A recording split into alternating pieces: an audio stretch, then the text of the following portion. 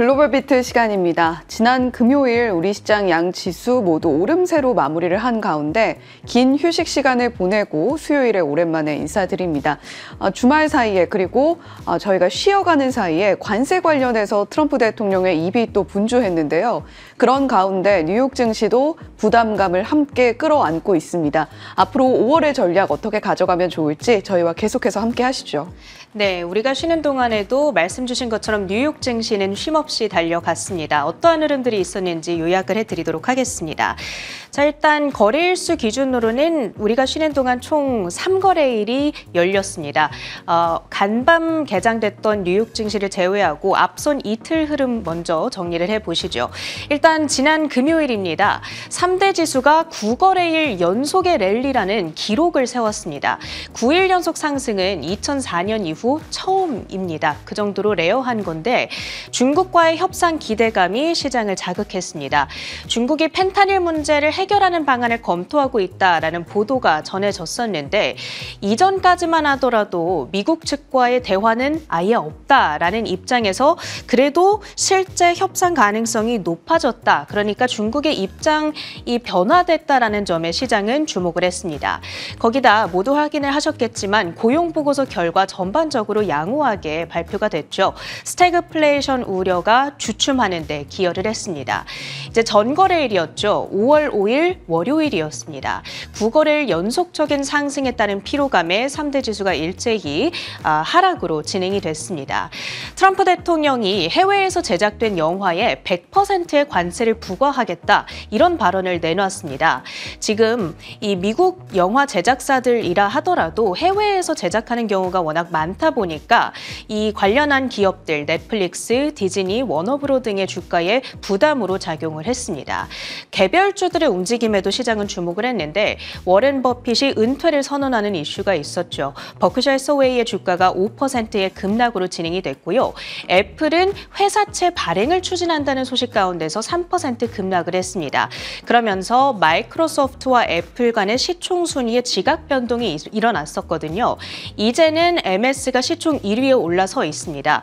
트럼프 일기 때와 상당히 유사한 패턴이 반복되고 있죠. 마이크로소프트는 소프트웨어를 판매하는 회사이고 애플은 실제 물건을 수출하는 회사이다 보니까 관세의 타격을 훨씬 더 크게 받아가고 있다라는 이 역사가 반복되고 있습니다. 그리고 ISM 서비스업 PMI가 예상치를 웃돌면서 경기에 대한 우려감을 잠재우기도 했다라는 점 특징적으로 꼽아볼 수 있겠죠. 이제 간밤의 뉴욕 증시 흐름으로 들어가 보도록 하겠습니다. 이틀 연속 약세를 그려갔습니다. 나스닥 지수가 0.9% 상대적으로 가장 큰 약세를 기록했고요. S&P 500 지수는 0.8% 가까운 하락이지만 그래도 5,600포인트 선은 지켜내면서 거래를 마쳤습니다. 시장이 왜 내렸을까? 시장을 움직일 만한 뚜렷한 재료가 부재했기 때문이라고 정리를 할 수 있겠습니다. 일단 관세 협상과 관련해서 추가 진전이 없었습니다. 시장은 베센트 장관과 트럼프 대통령이 각각 내놓은 발언에 주목을 했는데요. 트럼프 대통령의 발언 영상으로 함께 만나보시죠. They want to meet, and they're doing no business right now. And those ships are turning around in the Pacific Ocean. Big turn, those are big ships. Those ships take about 10 miles to turn. And, we lost $1 trillion to China on trade because of an incompetent president that we had who preceded me, grossly incompetent. You're finding it out more and more now. And by not trading, we're losing nothing. So we're saving $1 trillion. It's a lot. But they want to negotiate and they want to have a meeting, and we'll be meeting with them at the right time. So I wish they'd stop asking how many deals are you signing this week, because one day we'll come and we'll give you 100 deals, and they don't have to sign. All they have to do is say, "Oh, we'll start sending our ships right now to pick up whatever we want or to bring whatever we want." It's very, very simple, and I think my people haven't made it clear. We will sign some deals. But much bigger than that is we're going to put down the price that people are going to have to pay to shop in the United States. Think of us as a super luxury store. 결론적으로 무역협정 원한다면 미국이 제시하는 조건을 받아들여야 한다. 그러면서 일방적인 무역협정을 시사한 것입니다. 그리고 지금 최근에 무역협상 관련해서 좋은 발언이 있을 거다라는 시장이 기대를 하고 있던 상황이다 보니까 여기에 다시금 약간 찬물을 끼얹었다. 이렇게 해석을 해봐야 되겠고요. 그런데 베센트 장관의 톤은 좀 달랐습니다. 지금 주요 무역교역국 17개국과 협상을 진행 중이며 이르면 이번 주에 합의에 도달을 할 것이다. 관련한 발표가 있을 것이다 라고 발언을 했거든요. 이 발언이 전해지면서 지수의 낙폭이 약간 축소되는 양상이 그려지기도 했습니다. 오늘 상품 시장 안에서도 두드러지는 움직임들이 있죠. 금 선물 가격이 일단 3% 급등을 합니다. 달러 약세에 맞서서 움직이고 있고 최근 중국이 금 투자를 급격하게 늘리고 있다는 점 역시 가격을 밀어 올리고 있습니다. 사상 최고치인 3,500달러 레벨을 조만간 다시 도전할 것으로 보이고요. WTI 국제유가는 전거래일에 급락한 이후 오늘 3% 급 반등으로 진행되고 있습니다. 중국 안에서의 수요가 증가하는 조짐이 보인다라는 점이 가격을 밀어 올리고 있습니다. 히트맵을 열어서 전반적인 시장 분위기 확인해 보시죠. 오늘은 전체적으로 좀 뮤티드된 분위기 속에서 일부 특징주들, 급등락 종목들을 좀 포착해 볼 수 있을 것 같은데요. 일단 팔란티어 실적 발표 이후에 10% 넘게 급락을 했습니다. 실적 결과 잠시 후 자세하게 확인해 보도록 하겠고요. 그리고 헬스케어 관련주들이 대거 급락으로 움직였습니다. 트럼프 대통령이 2주 안에 의약품 관세를 발표하겠다라고 발언한 점이 그 여파를 작용을 하고 있고요. 특히 일라이릴리의 주가가 5% 넘게 급락을 하고 있습니다. 상승 특징주로는 포드를 잡아볼 수 있을 텐데 전날 장 마감 후에 호실적을 발표한 이후에 3% 가까운 상승으로 진행이 됐고요.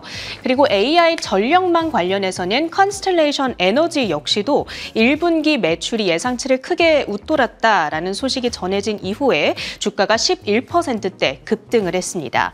그 밖에 주요 종목의 이슈들 묶어서 확인해 보시죠. 팔란티어의 실적 결과부터 확인을 해보도록 하겠습니다.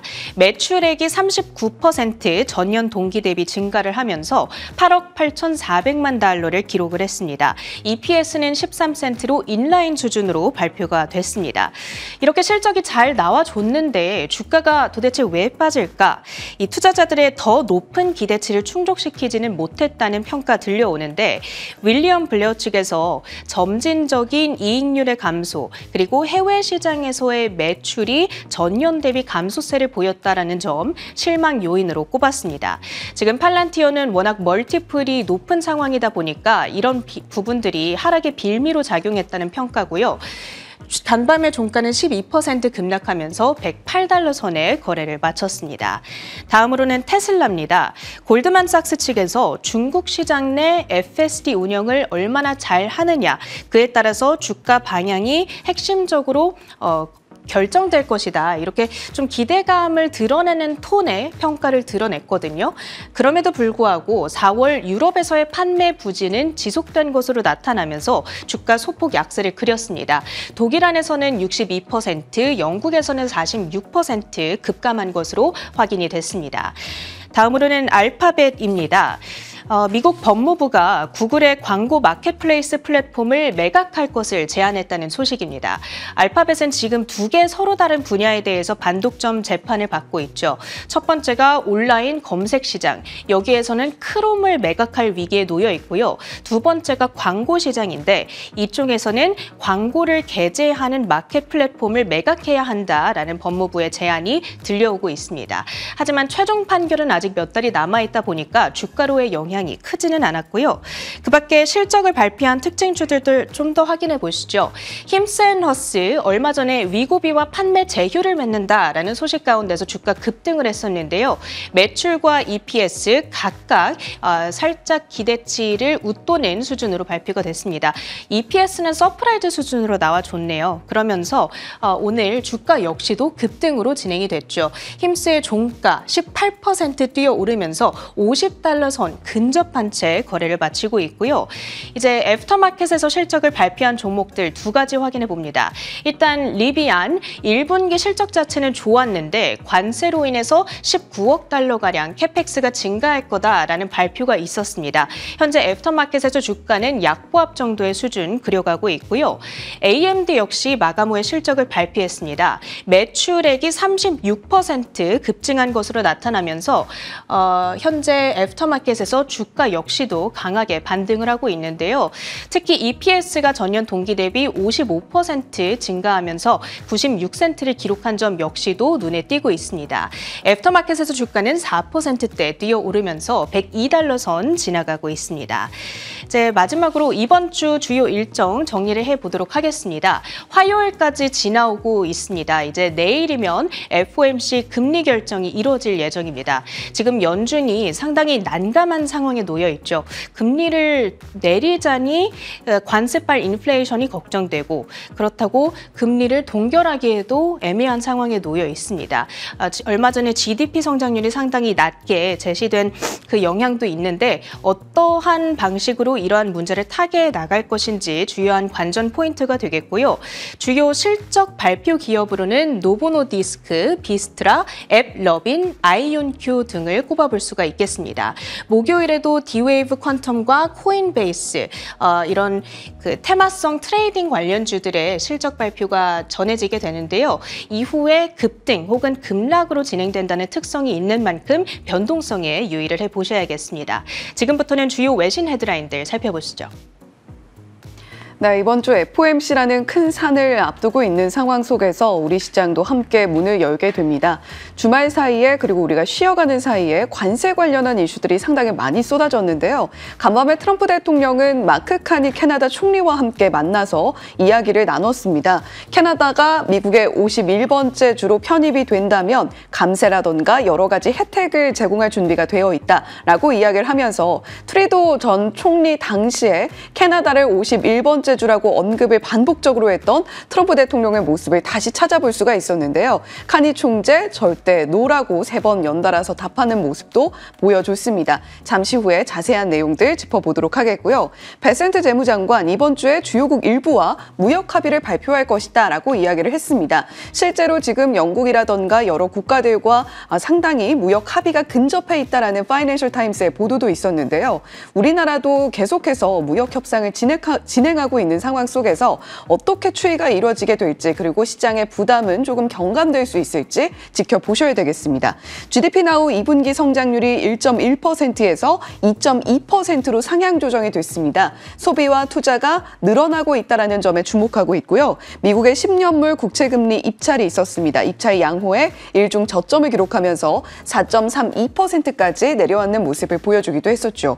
자, 그런데 지금 에너지 WTI 원유 선물이 연 이틀째 하락하다가 간밤에 다시 오름세를 나타냈는데요.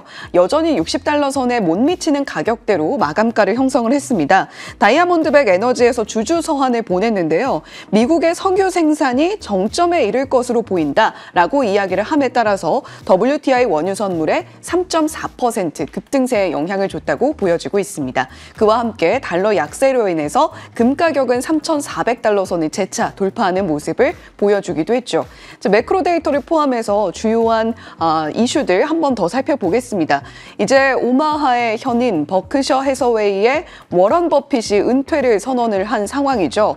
버크셔 해서웨이가 1분기 현금 잔고를 3,477억 달러로 발표를 했습니다. 이 역시 사상 최대치인데 계속해서 S&P 500 지수가 사상 최고치를 경신하는 와중에도 현금 비중을 늘려왔던 버크셔 해서웨이입니다. 그런데 이번에 또 추가로 현금 잔고가 늘어났다는 점을 우리는 어떻게 좀 해석을 해야 될까요? 1965년 이래로 버크셔 해서웨이가 550만 %가 넘는 수익률을 기록했던 것과 비교하면 S&P 500이 꾸준히 우상향을 했음에도 불구하고 39,054%의 수익률을 기록했습니다. 버크셔 해서웨이의 수익률이 S&P 500 지수를 훨씬 더 크게 능가하는 모습을 보여주고 있죠.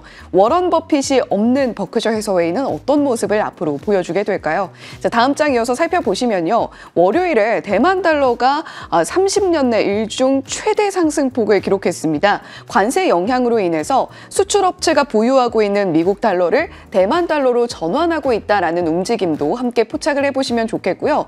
우리 환율도 점차적으로 안정세를 찾아갈 수 있을 것인가 함께 지켜보셔야 되겠습니다. 자, 그와 함께 미국의 상업용 부동산 담보부 증권의 연체율이 급등하고 있다는 것은 조금 유의해 볼 만한 포인트인데요. 4월에 부동산 담보부 증권의 연체율이 10.3%로 집계가 됐습니다. 이는 역대 최고치에 근접하고 있는 상황이고요. 이뿐만 아니라 다세대 주택의 연체율도 113bp 급등하는 모습을 보여주면서 2015년 이후에 최고치 기록하고 있습니다. 여러 가지 경제 데이터들이 조금 비명을 지르고 있는 듯한 모습도 나타내고 있는데요. FOMC 일단 5월에서는 금리 동결이 유력한 상황입니다만 각종 경제 데이터들 계속해서 체크해 보셔야 되겠습니다. 첫 번째 헤드라인, 트럼프 대통령과 카니 총재의 회담 내용으로 준비했습니다. 도널드 트럼프 미국 대통령이 마크 카니 캐나다 총리를 캐나다 51번째 주 편입 의사를 재확인했습니다. AP통신, 워싱턴포스트, 뉴욕타임즈 등 미국 언론에 따르면 트럼프 대통령은 현지 시간 6일 백악관 오벌 오피스에서 카니 총리를 만나 캐나다 편입 관련 입장에 대해 저는 아직도 그렇게 생각한다며 탱고를 추려면 두 사람이 필요하다며 카니 총리의 협조를 요구했습니다. 네, 트럼프 대통령, 캐나다 그리고 중국 관련한 언급들을 간밤에 많이 쏟아냈습니다. 인터뷰를 통해서 목요일과 월요일 사이에 긍정적인 발표가 있을 것이다 라는 입장을 밝히기도 했는데요. 카니 총리와 우크라이나, 러시아 관련한 내용을 논의할 것이다 라는 이야기와 함께 USMCA 협정이 전환기를 맞이하고 있다라는 이야기도 함께 전했습니다. USMCA 하면 캐나다와 멕시코가 그 영향권 안에 들어가게 될 텐데 조만간 재협상을 할 것이다 라는 이야기까지도 함께 내포를 한 만큼 캐나다와 멕시코의 무역 협상 관련해서 여러 가지 이야기들이 나오지 않을까 조심스럽게 추측이 가능해지는 것 같고요.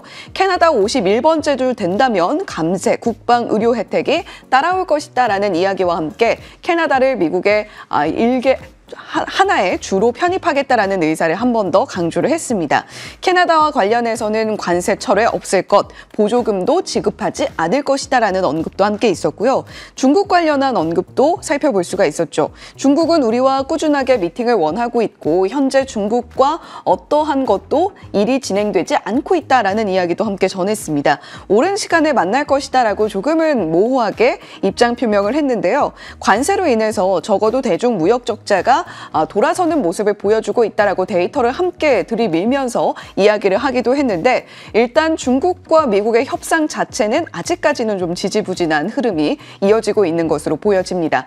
자, 캐나다와 미국 관련한 코멘트 저희가 살펴본 가운데 지금 현재 미국의 주요 교역국 목록과 무역 수지 어떻게 나타나고 있는지 함께 살펴보시죠.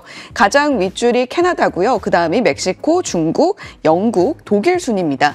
미국에 수출을 하고 있는 수출 품목, 수입 품목, 그리고 무역 수지가 어떻게 나타나고 있는가인데요. 영국을 제외하고는 모두 무역 적자를 기록을 하고 있죠. 자, 다음 주에 계속해서 지속해서 대화를 이어나갈 것이다라고 카니 총리가 이야기를 했는데 일단 분위기 자체는 매우 경직된 분위기는 아니었던 것으로 외신을 통해서 보도가 되고 있습니다. 자, 그렇다면 유럽과의 협상 진행 상황은 어떨까요? EU에서는 회담이 실패한다면 1,000억 유로 규모의 미국 상품에 관세를 부과하겠다. 또 이런 코멘트가 나와 있습니다. 이번 주에 미국과 협상을 시작하는 이유인데요. 철강, 알루미늄, 미국의 25% 관세에 대한 대응책으로 유럽은 현재 210억 유로 규모의 미국 상품에 관세를 부과하고 있는 상황입니다. 서비스업이라던가 특정 상품의 수출 제한 등도 함께 고려하고 있다라고 협상 카드로 이야기가 되고 있다고 하죠. 파이낸셜 타임즈에 따르면 미국과 영국이 상호 관세 영향을 완화할 수 있는 무역 협정에 근접했다라는 보도도 나와 있는 가운데 EU와의 무역 협상은 조금 지지부진하게 계속해서 이어지고 있는 것이 현실인 듯합니다. 자, 그렇다면 지금 미국과 EU 사이의 무역 수지는 어떨까요? EU는 상품과 서비스 무역에서 480억 유로 규모의 흑자를 기록하고 있습니다. 계속해서 유럽을 압박하고 있는 트럼프 대통령의 모습이 이런 부분에서 기인을 하고 있는 것일 텐데요. EU는 자체적으로 여러 가지 특산품 등에 대한 수출 규제를 고민을 하고 있고 관세를 어떻게 해결해 나갈 것인가에 대해서 고심이 좀 깊어 보입니다. 자, 그와 함께 다음 이슈를 살펴보시면요. 엔비디아의 젠슨 황 CEO가 인터뷰를 또 내놓았거든요. AI 시장 안에서의 엔비디아의 포지션에 대한 언급들이 좀 있었는데 함께 살펴보시죠. 엔비디아의 젠슨 황 CEO는 화요일 인터뷰에서 중국의 인공지능 시장에서 차단되는 것은 엄청난 손실이 될 것이라고 말했습니다. 트럼프 행정부는 지난달 엔비디아의 H20 칩을 허가 없이 중국으로 수출하는 것을 제한해 분기별로 55억 달러의 벌금을 부과한 바 있습니다. 젠슨 황 CEO는 라스베이거스에서 열린 서비스나우의 널리지 2025 컨퍼런스에서 지금 당장 모든 사람 앞에서 미국의 AI를 공개하자며 중국의 인공지능 시장이 향후 2년에서 3년 내에 약 500억 달러에 달할 것으로 예상되고 중국의 제품을 판매할 수 있게 되면 수입과 세금을 되찾을 수 있을 것이라며 이곳 미국에서 많은 일자리를 창출할 것이라고 말했습니다. 네, 젠슨 황 CEO의 인터뷰 내용 조금 더 자세하게 들여다보겠습니다. 중국의 AI 시장은 향후 2년에서 3년 내에 500억 달러 규모에 달할 것이다 라는 이야기와 함께 엔비디아가 이 중국의 AI 시장을 놓치면 안 된다라는 의미를 내포하는 발언을 내놨고요. 역동적으로 변화하는 글로벌 상황 속에서 유연하게 대응할 것이다 라는 의지도 한 번 더 천명하는 모습을 보여줬습니다. 정부 정책과 국가의 이익에 맞춰서 적응해 나갈 것이다 라는 이야기를 하기는 했는데 어느 정도는 지금 중국의 AI 시장을 미국이 경시해서는 안 된다. 빨리빨리 따라오는 이 중국의 시장을 계속해서 미국이 선도적인 입지를 차지하기 위해서라도 지금 계속해서 규제에 대한 부분들이 언급되고 있는 부분을 좀 부담스러워하는 모습을 나타냈습니다. 엔비디아는 H20 칩에 대한 규제로 분기별로 55억 달러 규모의 손실이 예상된다라고 이야기를 한 바가 있죠. 엔비디아 실적은 5월 28일 발표 예정으로 매그니피센트 7 종목 가운데는 유일하게 실적 발표를 아직 하지 않은 기업 중에 하나이기도 합니다. 자, 젠슨 황 CEO의 인터뷰 살펴봤고요. 자, 다음 장 이어서 살펴보시면요.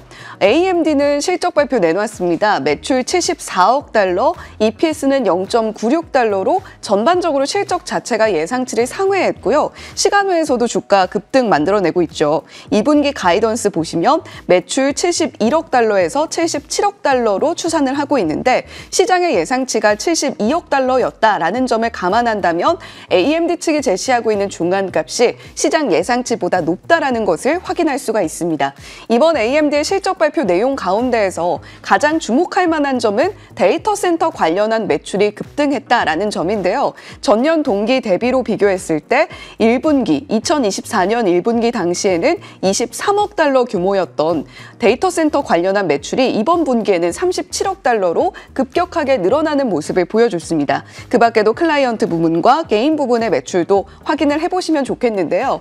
AMD 관련해서 마이크로소프트의 AI 담당자가 코멘트를 내놓은 것이 있습니다. 엔비디아와도 함께 엮여서 생각해 볼 수 있는 포인트인데요. AMD가 추론용 칩 시장에서 매우 선도적인 위치를 차지하고 있는데 엔비디아 역시도 이 추론용 칩 관련해서 계속해서 좀 진입을 시도하고 있다라는 이야기를 하고 있습니다. 엔비디아가 만약에 추론용 칩 시장에 뛰어들게 된다면 AMD에는 상당한 부담으로 작용할 수 있다라는 코멘트도 함께 내놨으니까요. 참고해 보시면 좋겠습니다. 글로벌 비트 전해드렸습니다.